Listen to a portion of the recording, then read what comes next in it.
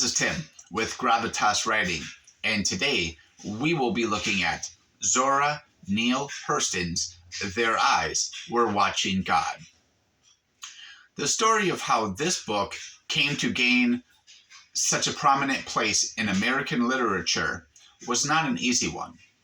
Originally published in 1937, it was disparaged by some of the prominent Black authors of that day. Nearly 40 years later, due to poor sales, the rights reverted from the holder, Fawcett Books, to its original owner.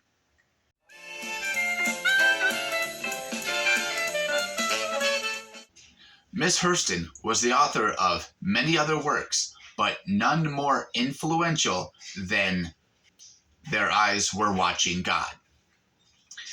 Sadly, she passed away in 1960, not realizing her full contribution to literature.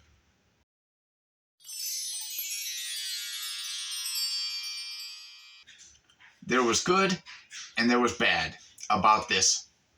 Her use of dialect was a huge stumbling block for me. I felt like I had to translate every word.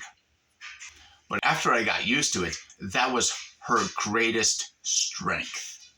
It felt authentic. It felt as if the characters, the time, it's 1937, and it felt like the characters of that time, it felt like I was peering into that era. The story took place in southern Florida amongst poor Black communities, but it added a sense of realism to the story. It felt like I was watching a painter who begins in a traditional sense with their paintbrush and they're painting on the canvas. Unexpectedly, they take their paint bucket and throw it onto the canvas and make something magical of that.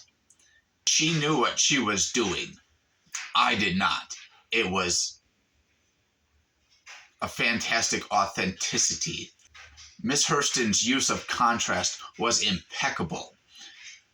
During the exposition, it's written one way, a way you would expect. And then the dialect, the contrast of the dialect just adds to the richness of the story. You can hear the author's voice. Her use of imagery is amazing. There was a death of a mule. They went out and buried the mule. They didn't bury it, they took it out. And the buzzards came to, claim the carcass. She took you into the community of the buzzards. It was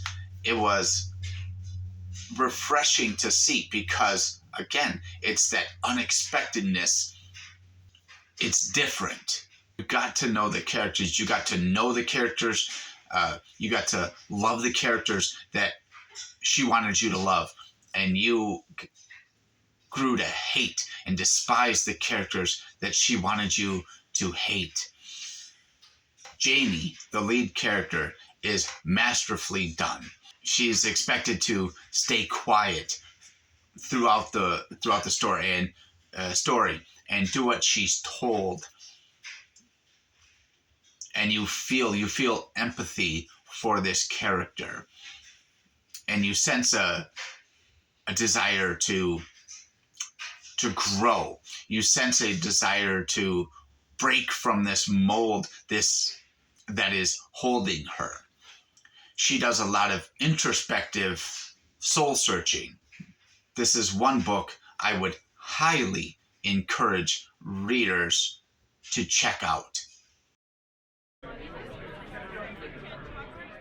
In the mid-70s, the University of Illinois was put in touch with Robert E. Hemenway, who was working on an autobiography on Miss Hurston at the time. The University of Illinois attained the rights to Their Eyes Were Watching God, and the book saw a reemergence. In the 10 years following its re-release, the book sold over 350,000 copies. Miss Hurston did not get to realize the impact that her work would have on American literature, but I expect she would be humbled to know that her work has touched so many. Until next time, take care. The number you dialed is not in service.